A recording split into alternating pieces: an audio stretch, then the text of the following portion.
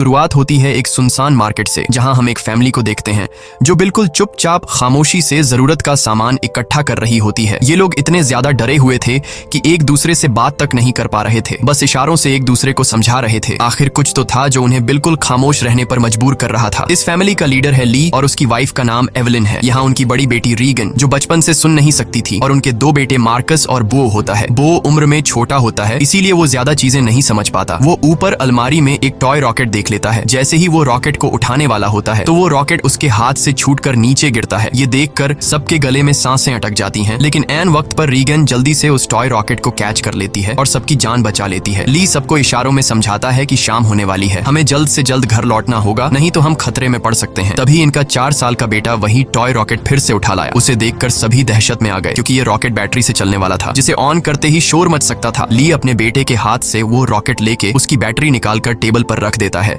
इसके बाद वो सभी घर के लिए निकलने लगे, लेकिन बो उस रॉकेट को साथ ले जाने की बार बार जिद कर रहा था। इसलिए रीगन चुपके से इस बिना बैटरी वाले रॉकेट को उसके हाथ में थमा देती है और वो भी स्टोर से बाहर आ गई। पर तभी उस बच्चे ने रॉकेट की बैटरियां भी उठा ली। इसके बाद ये चारों लाइन से घर की तरफ निकल पड़े। तब हम देखते हैं कि रोशनियों से चमकने वाला ये शहर कभी गाड़ियों के शोर और इंसानों की भीड़ से भरा रहता, मगर आज ये शहर पूरी तरह से वीरान और सन्नाटे में डूबा हुआ है। यहाँ इंसान तो दूर बल्कि परिंदों की भी आवाज नहीं सुनाई देती। हर तरफ एक खौफनाक सी खामोशी छाई हुई है। पूरी दुनिया में अब कमतर ही लोग जिंदा बचे हैं, जिनमें ये 5 लोग भी शामिल हैं। यहाँ हम देखते हैं कि उन्होंने लाइन से अपने घर तक रेत बिछाया हुआ है और ये लोग इस पर नंगे पांव चल रहे थे ताकि कदमों की भी आहट न हो। वहीं मासूम बो रीगन के पीछे था। वो रॉकेट को लेकर बहुत खुश था। तभी बो ने रॉकेट में बैटरी लगाकर उसे ऑन कर दिया, जिससे उस रॉकेट में म्यूजिक बजने लगा। रीगन सुन नहीं सकती थी, इसलिए आवाज पर उसका ध्यान ही नहीं गया, लेकिन जब ली और एवलिन ने उसे सुना तो वो दोनों बहुत ज्यादा घबरा गए। तभी अचानक घने जंगलों के बीच से निकलकर गोली की रफ्तार से भागता एक खौफनाक मॉन्स्टर बो की तरफ बढ़ने लगा। ली जल्दी से खिलौने को बंद करने के लिए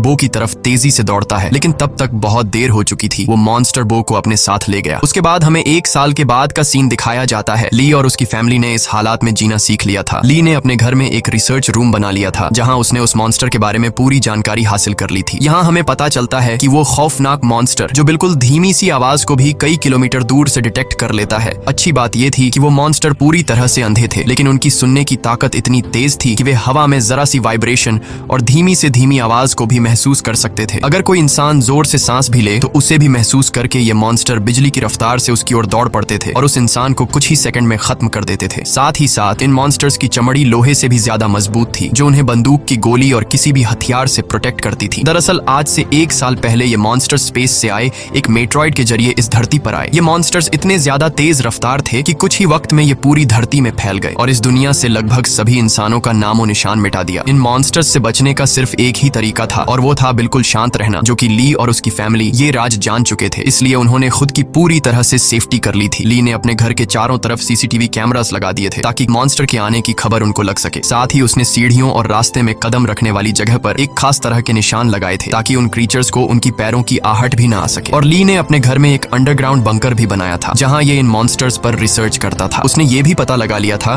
कि इस इलाके में कुल 3 मॉन्स्टर मौजूद हैं। अब ली उन मॉन्स्टर की कमजोरी के बारे में जानने की कोशिश कर रहा था। साथ ही साथ ली रेडियो के जरिए पूरी दुनिया में हेल्प का सिग्नल भेज रहा था, लेकिन अब तक उसका किसी से भी कांटेक्ट नहीं हो पाया था। यहाँ हमें पता चलता है कि एवलिन प्रेग्नेंट है और जल्द ही वो एक बच्चे को जन्म देने वाली है। अब क्योंकि ये बच्चा पैदा होने पर रोने लगेगा, इसलिए उन्होंने अपने आने वाले बच्चे के लिए एक साउंड प्रूफ बॉक्स बना लिया है, ताकि जब भी अगर बच्चा रोए तो उसके मुंह पर ऑक्सीजन मास्क रखकर उसे उस बॉक्स में छुपा दें, जिससे उस मॉन्स्टर को बच्चे की रोने की आवाज नहीं आएगी। इस मुश्किल हालात में मॉन्स्टर से बचने के लिए रेडी रहना बहुत जरूरी था, लेकिन ली की बड़ी बेटी रीगन सुन नहीं सकती थी और ये कमी उसके लिए एक बड़ी मुसीबत बन सकती थी। इसलिए ली इसकी इस कमी को दूर करने की कोशिश में था। ली अपनी बेटी रीगन के लिए एक कॉक्लियर हीरिंग एम्पलीफायर बनाता है और ली वो एम्पलीफायर रीगन को दे देता है, लेकिन रीगन इस एम्पलीफायर को लेकर खुश नहीं थी, क्योंकि उसे लगता था कि हमेशा की तरह ये एम्पलीफायर भी काम नहीं करेगा, क्योंकि ली अपनी बेटी रीगन के लिए पहले भी कई एम्पलीफायर बना चुका था। इसलिए रीगन पहले तो इस एम्पलीफायर को गिरा देती है, लेकिन जब वह उस एम्पलीफायर को टेस्ट करती है तो ये एम्पलीफायर काम कर रहा होता है। बाहरी दुनिया की आवाज सुनते ही वो खुशी के मारे रोने लगती है और साथ में रीगन को अपने छोटे भाई की याद भी आती है। रीगन आज भी खुद को अपने भाई की मौत का जिम्मेदार ठहराती है। इससे लगता है कि अगर उस दिन वो अपने भाई को टॉय रॉकेट नहीं देती तो आज उसका भाई जिंदा होता। रेगन अपने पिता के काम में हाथ बटाकर खुद को साबित करना चाहती थी, इसलिए रेगन अपने पिता के अंडरग्राउंड बंकर की तरफ जाने लगती है, लेकिन तभी उसके पिता उसे रोक लेते हैं और उसे अंदर जाने से मना कर देते हैं, क्योंकि 1 साल पहले रेगन के अपने छोटे भाई को टॉय रॉकेट देने की गलती की वजह से अब वो रेगन पर बिल्कुल भी भरोसा नहीं करता। उसे डर लगता है कि नीचे अंडरग्राउंड बंकर में माइक्रोफोन, रेडियो और भी कई सारी चीजें हैं। अगर गलती से भी रेगन का हाथ किसी ऐसी चीज के साथ लग गया जो साउंड क्रिएट करती हो तो हमारी जान खतरे में पड़ सकती है। अगले दिन ली अपने बेटे मार्कस के साथ मछलियां पकड़ने नदी पर जा रहा होता है। रेगन भी उनके साथ जाना चाहती थी। रेगन ली से रिक्वेस्ट करती है कि प्लीज मुझे भी अपने साथ ले चलो, पर ली ने उसे अपने साथ ले जाने से मना कर दिया। वो रेगन से कहता है कि तुम्हारी माँ घर पर अकेली है, इसलिए तुम घर पर अपनी माँ का ख्याल रखो। जिसके बाद ली मार्कस के साथ नदी की तरफ निकल गया। ये बात रेगन को बहुत ज्यादा बुरी लगती है और वह नाराज हो जाती है। उसे लगता है कि उसके पिता उसे प्यार नहीं करते, इसलिए वह अपना बैग पैक करके वह भी घर से कहीं निकल गई और सीधा उस जगह पर आई जहाँ पर उसके भाई को मॉन्स्टर ने मार डाला था। वह अपने भाई के कब्र के पास लेटकर रोने लगती है और कुछ ही देर में यहीं पर रेगन की आंख लग जाती है। दूसरी तरफ एवलिन घर पर बिल्कुल अकेली थी। कुछ देर बाद वो बेसमेंट से कपड़े धोकर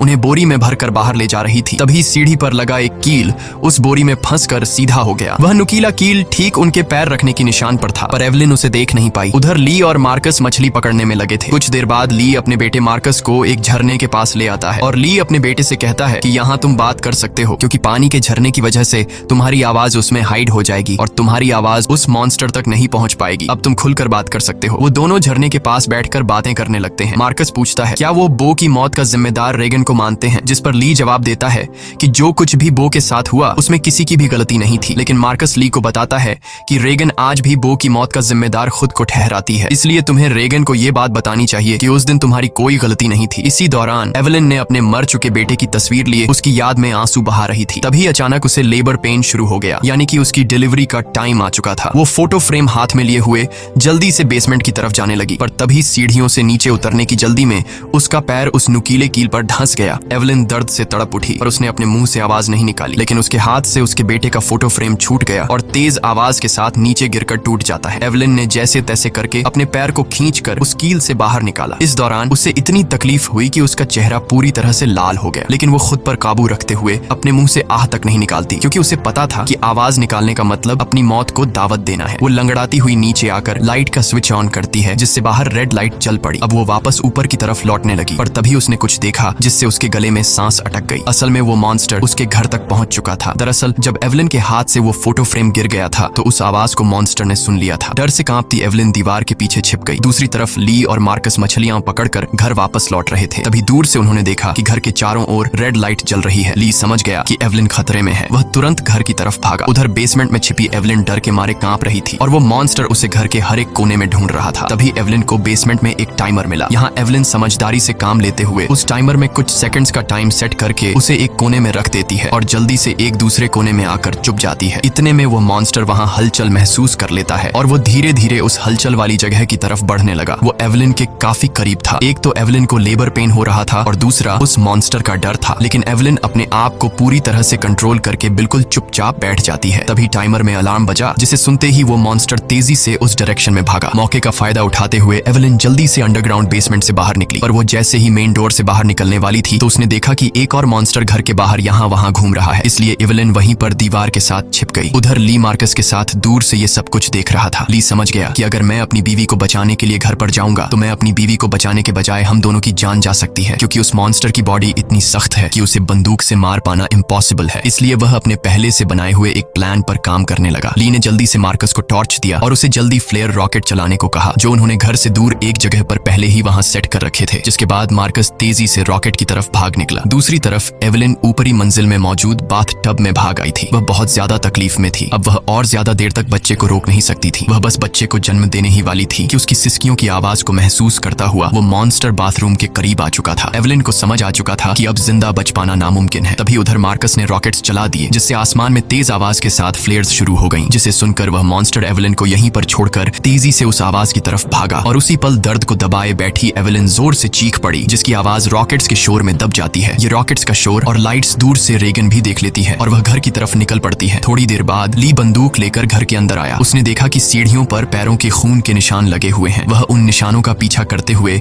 बाथरूम तक पहुंच जाता है। वहां पहुंचकर वह देखता है कि बाथ टब खून से लाल है। वह समझ गया कि एवेलिन भी उस मॉन्स्टर का शिकार हो चुकी है। वह आंसू बहाता हुआ वहीं बैठ गया, पर तभी शावर रूम के कांच पर किसी ने हाथ रखा। वह कोई और नहीं बल्कि एवेलिन ही थी। एवेलिन ने इस मुश्किल हालात में भी खुद को संभालकर एक बेटे को जन्म दिया था। एवेलिन को जिंदा पाकर ली की आंखें खुली की खुली रह गईं। अब इससे पहले कि बच्चे की रोने की आवाज आती, ली तुरंत एवेलिन और बच्चे को उठाकर अंडरग्राउंड रूम में ले आया, जिसके बेसमेंट में उन्होंने बच्चे के लिए साउंड प्रूफ बॉक्स बनाया था। लेकिन बेसमेंट में घुसने से पहले ही बच्चे ने रोना शुरू कर दिया, जिसे सुनकर वो मॉन्स्टर तेजी से उनकी ओर आने लगा। ली जल्दी से अंडरग्राउंड रूम में घुसा और दरवाजे को एक मोटे मैट्रेस से ढक दिया। ली ने फौरन बच्चे के मुंह पर ऑक्सीजन मास्क लगाया और उसे बॉक्स में बंद कर दिया, जिससे उसके रोने की आवाज बंद हो गई। तब जाकर उन दोनों ने राहत की सांस ली। यहाँ ली अपनी वाइफ एवेलिन को बताता है कि मैं इन क्रीचर्स की कमजोरी जान चुका हूँ। अब जल्द उनके लिए मैं एक औजार तैयार करने वाला हूँ, जिससे ये क्रीचर्स हमारा कुछ नहीं बिगाड़ पाएंगे। इसी दौरान दूसरी ओर रेगन भी घर लौट रही थी। तभी उसे खेतों के बीच एक लाइट जलती हुई नजर आई। रेगन जल्दी से उस लाइट के पास आने लगी, लेकिन वह इस बात से अनजान थी कि एक मॉन्स्टर उसकी कदमों की आहट से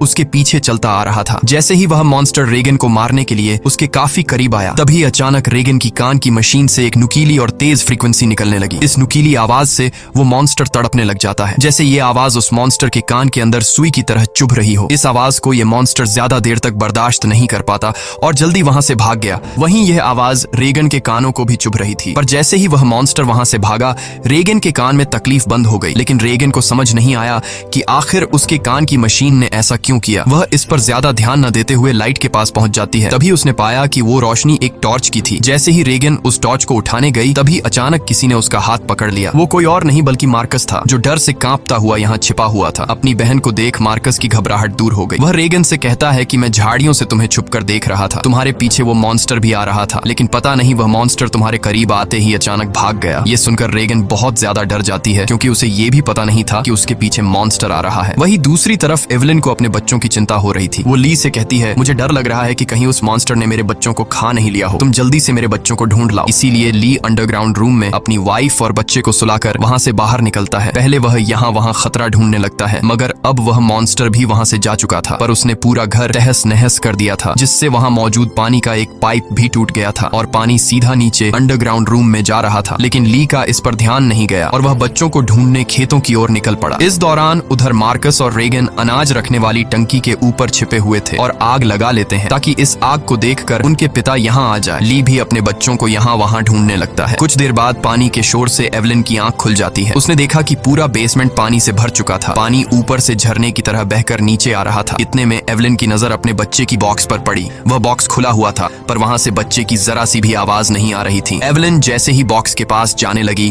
तभी उसे बॉक्स के पास ही सामने से एक मॉन्स्टर नजर आया। उसे देखकर एवेलिन बहुत ज्यादा घबरा गई। एवेलिन को लगा कि शायद मॉन्स्टर ने उसके बच्चे को खा लिया है, क्योंकि एवेलिन को वह बॉक्स तो नजर आ रहा था, लेकिन वह बॉक्स उससे काफी दूर था, इसलिए वह बॉक्स के अंदर देख नहीं सकती थी कि बच्चा अभी भी जिंदा है या फिर मॉन्स्टर ने उसे खा लिया। इसलिए वह धीरे धीरे बॉक्स की तरफ बढ़ने लगी। तभी वो मॉन्स्टर भी पानी में उतर जाता है। लेकिन एवेलिन जब बॉक्स के करीब पहुंची तो उसने देखा कि उसका बच्चा सही सलामत है। खुशकिस्मती से बच्चे ने आवाज नहीं किया था, जिस वजह से उसकी जान बच गई थी। वह अपने बच्चे को लेकर एक कोने में आकर चुपचाप खड़ी हो गई, पर वो मॉन्स्टर मौत बनकर एवेलिन के पास ही मंडरा रहा था। अगर बच्चे के मुंह से जरा सी भी रोने की आवाज निकलती तो उनकी मौत पक्की थी। दूसरी ओर रेगन और मार्कस अपने पिता का इंतजार करते करते थक चुके थे। रेगन को लगता है कि उनके पिता उन्हें बचाने के लिए नहीं आएंगे। अब वह अकेले ही घर जाना चाहती थी, लेकिन मार्कस को अपने पिता पर पूरा यकीन था। अपनी बहन को जाता देखकर मार्कस उसे रोकने की कोशिश करता है, लेकिन जैसे ही वह अपनी बहन को रोकने के लिए आगे बढ़ता है तो अनाज की टंकी का दरवाजा खुलकर वह उसके अंदर गिर जाता है। गिरते वक्त मार्कस के मुंह से तेज आवाज निकल जाती है, जिसे सुनते ही वह मॉन्स्टर जो एवेलिन को घर में ढूंढ रहा था, वह फौरन उस आवाज के पीछे भाग पड़ा, जिससे एवेलिन तो बच गई, लेकिन अब मार्कस की जान खतरे में पड़ गई थी। अनाज से भरी वो टंकी दलदल की तरह थी, जिसके अंदर फंसा मार्कस बाहर आने के लिए जितना जोर लगा रहा था, उतना ही वह उसके अंदर धंसता जा रहा था। यहाँ रीगन टंकी का दरवाजा तोड़कर उसे नीचे अनाज में फेंक देती है और खुद भी नीचे टंकी में कूद जाती है। मार्कस जैसे ही अनाज में डूबने वाला था, रीगन उसे पकड़कर बाहर निकाल लेती है और ये दोनों दरवाजे के ऊपर बैठ जाते हैं, जिससे उनकी जान बच जाती है। लेकिन इन दोनों की हलचल को मॉन्स्टर ने सुन लिया था, इसलिए वो मॉन्स्टर खेत के रास्ते से तेजी से होते हुए टंकी की तरफ बढ़ता है। ली मॉन्स्टर को तेजी से टंकी की तरफ जाता हुआ देखकर समझ जाता है कि उसके दोनों बच्चे अनाज के टंकी के पास हैं। रीगन ने मार्कस की जान तो बचा ली थी, लेकिन उसका कोई फायदा नहीं होने वाला था, क्योंकि इतने शोर शराबे के बाद मौत का साया तेजी से उनकी तरफ बढ़ रहा था। अगले ही पल वो मॉन्स्टर भी टंकी के अंदर कूद पड़ा। वो उन दोनों को मारने के लिए जैसे ही आगे बढ़ा, तभी रीगन की कान की मशीन से एक बार फिर एक नुकीली आवाज निकलने लगी। ये आवाज उस मॉन्स्टर के लिए बहुत ही ज्यादा पेनफुल होती है, इसलिए वो बिना उन्हें मारे वहां से निकल जाता है। रीगन और मार्कस मौत के मुंह से बाल बाल बच गए और टंकी से बाहर निकल आए। बाहर ली भी उन्हें ढूंढता हुआ आ पहुंचा था। वह अपने बच्चों को सही सलामत देखकर बहुत खुश होता है। इस दौरान एवलिन भी ये सब कुछ सीसीटीवी रूम से देख रही थी। तभी ली को पता चलता है कि अभी भी वो मॉन्स्टर यहाँ आसपास है। उसने बच्चों को फौरन सामने मौजूद गाड़ी की ओर भेज दिया और खुद एक कुल्हाड़ी उठाकर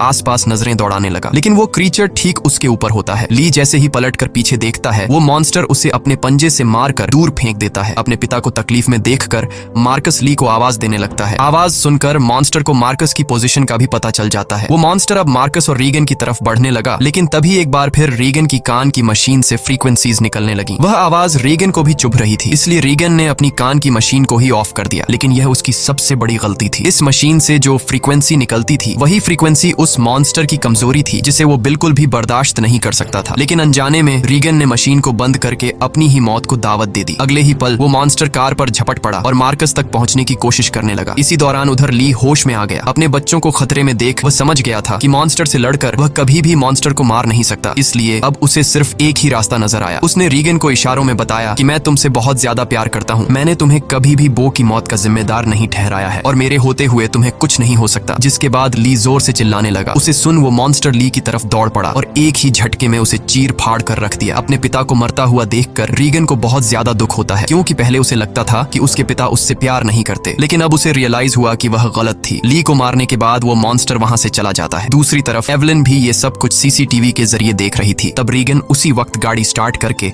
अपने भाई के साथ घर आ पहुंचती है। एवलिन ने अपने बच्चों को सही सलामत देखते ही सीने से लगा लिया। तभी एवलिन ने देखा कि वो मॉन्स्टर एक बार फिर से उनकी तरफ आ रहा है। इसके बाद ये लोग जल्दी से घर के अंदर चले जाते हैं, जहां मार्कस और रीगन अपने छोटे भाई को देखते हैं। रीगन देखती है कि उसके फादर उसके कोक्लियर इम्प्लांट के लिए कितनी मेहनत कर रहे थे। अब वो अपने फादर को बहुत ज्यादा मिस करने लगती है। कुछ देर बाद वह मॉन्स्टर उनके घर घुस आया। एवलिन यहाँ बंदूक तान कर उसके सामने खड़ी हो गई। एवलिन के पास बंदूक तो थी, पर वह जानती थी कि उसकी गोली उस मॉन्स्टर की मोटी खाल का कुछ नहीं बिगाड़ सकती, इसलिए अब उन्हें अपनी मौत अपनी आंखों के सामने नजर आ रही थी। लेकिन जैसे ही ये मॉन्स्टर उन लोगों को मारने के लिए आगे बढ़ा, तभी अचानक रीगन के कान में तकलीफ होने लगी। लेकिन दूसरी तरफ उसने देखा कि वो मॉन्स्टर भी अचानक तड़पने लगा। यानी जैसे ही रीगन के कानों में तकलीफ शुरू हुई, तभी दूसरी तरफ वो मॉन्स्टर भी उससे कई गुना ज्यादा तकलीफ महसूस करने लगा। रीगन समझ जाती है कि उसके कान में लगी मशीन जो उसके पिता ने बनाई थी, उसका इस मॉन्स्टर के साथ कोई कनेक्शन है। तभी रीगन का ध्यान अपने पिता के रिसर्च पर गया, जिससे रीगन को पता चला कि उसके कान के मशीन से निकलने वाली हाई पिच फ्रीक्वेंसी